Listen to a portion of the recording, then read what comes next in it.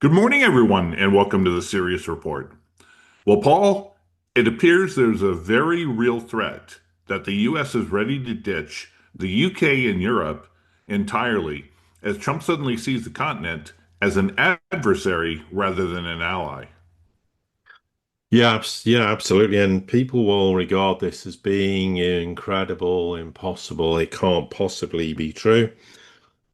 But it is. And it isn't solely revolve around the issue of what's going on with the Ukraine war, and we'll go into some detail on this, but there is irrefutable evidence that the United States wants the war over. Yesterday, it clearly wants to redefine its relationship with Russia for economic reasons as much as anything, but in its recent policy document, which we're not here to discuss, but what it does state is it wants stability in its relations with Russia going forward. Now, that doesn't mean it's going to instantly be friends and all the past forgotten, and I don't think Russia would anyway. Neither, from the US's perspective, it's going to take considerable time to heal a lot of ideological wounds as much as anything.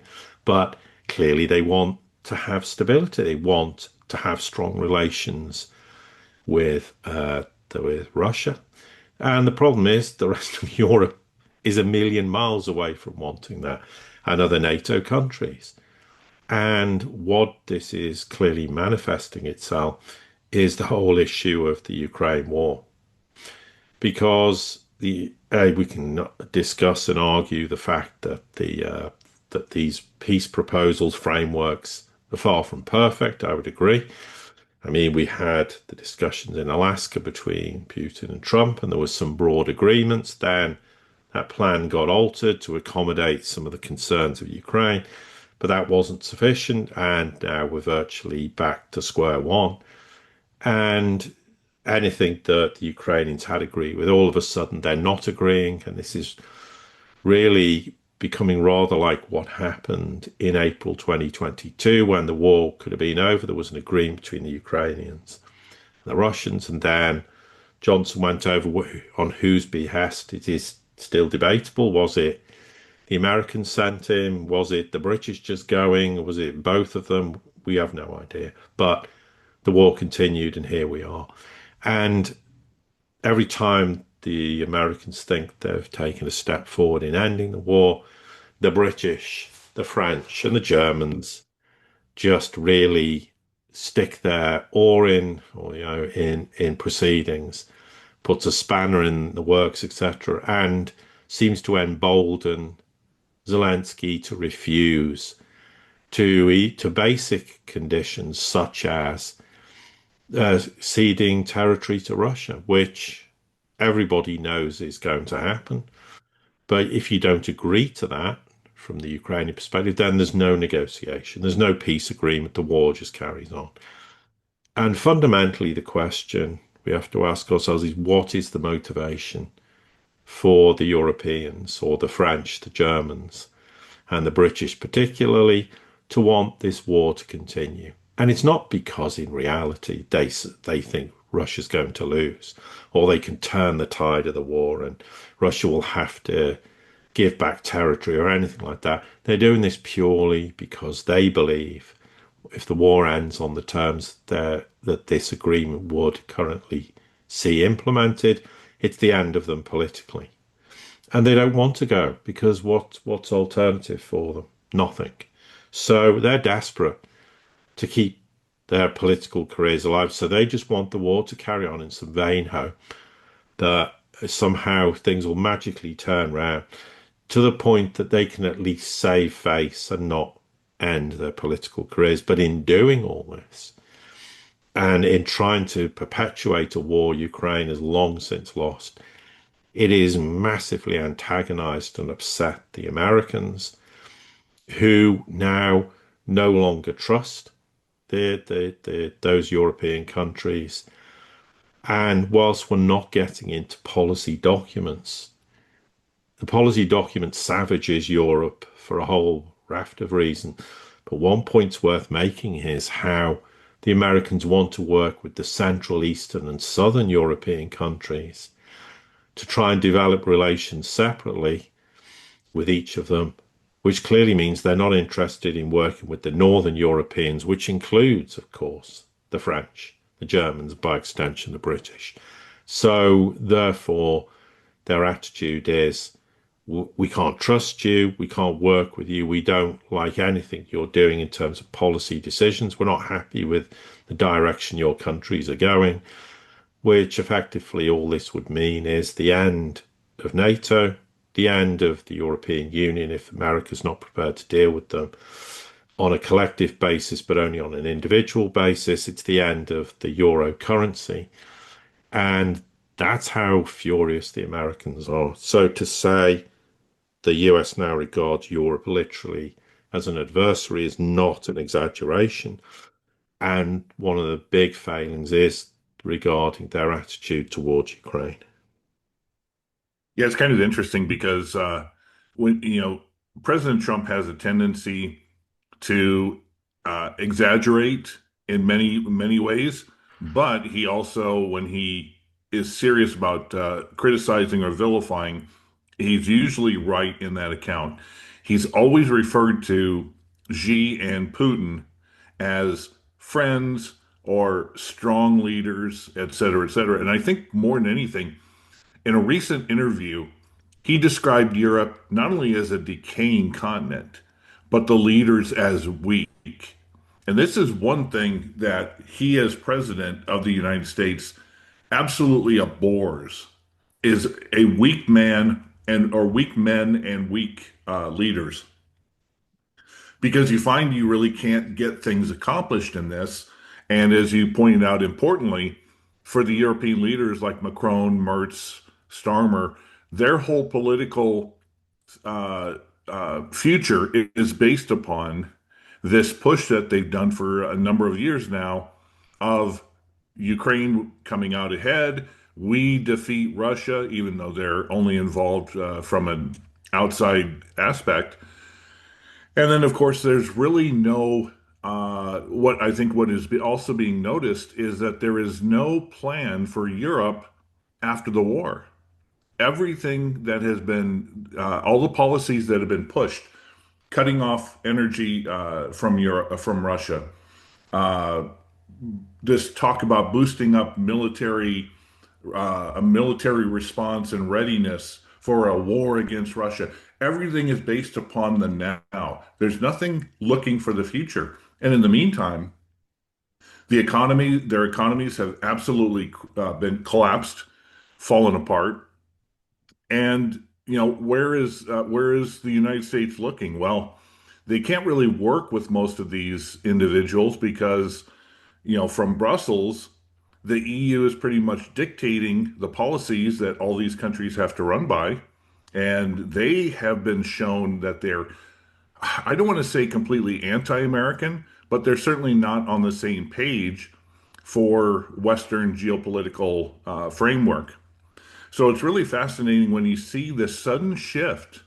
And I think it's very recently corresponding about the time that this new national security strategy came out, there has been more accommodation that the Trump administration has done towards Russia, China, and elsewhere the world, and more direct animosity towards Europe as a whole, minus those places like Orban in Hungary and the Eastern European countries, that perhaps that's where he sees the future of Europe or what remains of Europe when the dust finally settles. Yeah, it'll be to work with countries on an individual basis. They may want to work with them in terms of security on an individual basis, but they're through with NATO because their attitude is we cannot trust you as NATO countries anymore. And throughout the war, there has clearly been evidence of the United States is not trusting European allies in inverted commas with intelligence and vice versa. But also, what is deeply upsetting the Americans is the fact that Germany is talking about remilitarizing. And rather like Japan talking about it, Germany is still constrained by, I think it's UN Security Council Resolution 53, which came at the end of the war. I know that's a long time ago and the world's changed, and I'm not trying to make comparisons between Germany then and Germany now. But the United States is very unhappy with all this talk from it's about militarizing Germany, spending huge sums of money, making us the strongest military nation in Europe. They are very unhappy about this, and they're not wanting this to come to fruition either. So that's another reason why they're very, very upset with, in this case, the Germans. I think at the end of the day, the question is do these people inside the France, Germany, and Britain have long-term political futures anyway? Well, probably not. They're very deeply unpopular. When the next election comes round, they're probably going to be voted out. But in some cases, that's not for a few years. So therefore, potentially they could be around for a period of time, which could, as far as the Americans are concerned, undermine their desire for rapprochement with Russia. It could stall everything for years. And that makes things deeply problematic. So, from their perspective, they have to walk away from the institutions that bind them to the Europeans. And NATO is one of those. So, they could still have some security agreements and arrangements with the Hungarians, with the Poles, with the Slovakians. I think also the Americans are deeply upset by the shenanigans going on in the elections in Romania, where if you don't vote for the right person, we'll have another election. They tried to do this in Georgia as well. And the Americans are very unhappy about that. They're very unhappy about what they call this civilizational decline. That can be deemed to be a controversial subject, but the Americans are starting to look at Europe and go, well, that collective approach just doesn't work anymore. So, and if Europe becomes deeply fragmented, then the argument is the European Union can't succeed. The euro currency won't. And because if the Americans' prize is to get Russia back on side and have rapprochement and have all these economic deals with them, then that is not going to exist either whilst they're part of NATO, and NATO profusely refuses, for ideological reasons amongst others, to have any rapprochement with Russia themselves. I mean, with Hungary, it's less of a problem. Slovakia, okay, Poland's different, but who knows? But also, I think there's a feeling that even the Baltic states are just overstating their position because they think the US Rottweiler's there to protect them. Well, the US Rottweiler's not there to protect them anymore. But sure, the Americans want them to buy US arms. Yes, there's some hypocrisy, but the Americans aren't denying any of this. But they don't want to have security the way it was. They want Europe to stand on its own 2 feet. And frankly, Europe's going to look rather ridiculous if it says, well, Russia's an adversary and we're arming ourselves to the teeth for a war in the future when America's signing trade deals and normalizing relations. They're going to look absolutely ridiculous. Because everyone in Europe should turn around and go, well, if they're not an adversary or an enemy of the Americans, why are they with us? So that completely undermines the whole position of the Europeans as well. But things are that bad, and we've talked about recently how the European US relations are on the verge of collapse. Well, this again is further indication and verification of that perspective. This is reality. This is how bad things are. Now, certain people in Europe will go, well, the Trump administration won't be around for till past 2028. It'll all be different then. Well, it might not be all different then. And this could be a consistent feature as far as the Americans are concerned. But in no way, shape, or form is that relationship as things stand going to be repaired. It's going to descend into total chaos. And if the war carries on and it's because the Europeans are causing that, that situation to come to fruition, then it's going to deepen the antagonism. But they do. There are elements now in the US who regard elements in Europe as adversaries and enemies. And this was on a couple of years ago, no one would have believed this to be the case. But there were problems in Trump 1.0 in this regard. This is just obviously being aggravated because of the Ukraine war. And Europeans ought to take this seriously.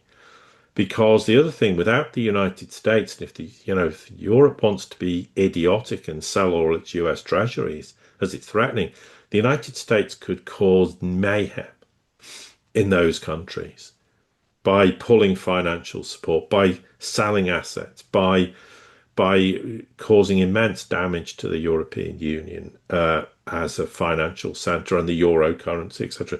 Don't get into an economic financial war with the Americans because that is about as dumb as it gets.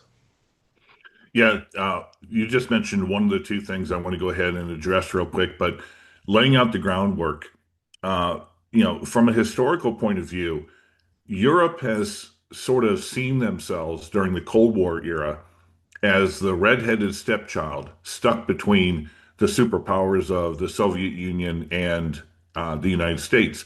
And in that instance, the U.S.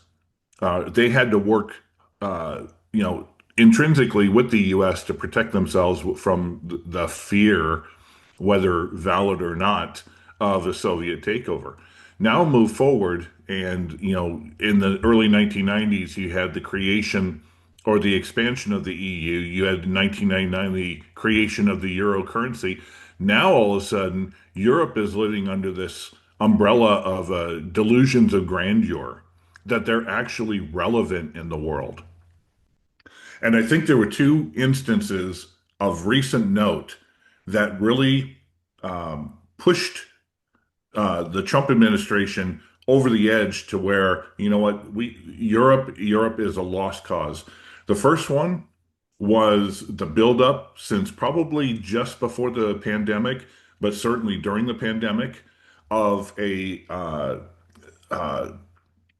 censorship that has occurred throughout the Eurozone and the threats to fining companies like X/Twitter. And it's a threat now to U.S. corporations and businesses within Europe. The second thing is their attempt to threaten the U.S. by dumping dollars, treasuries, and their reserves. Well, the fact of the matter is that LIBOR has been shut down, so things are run by SOFR, which is a U.S. based more lending rate system.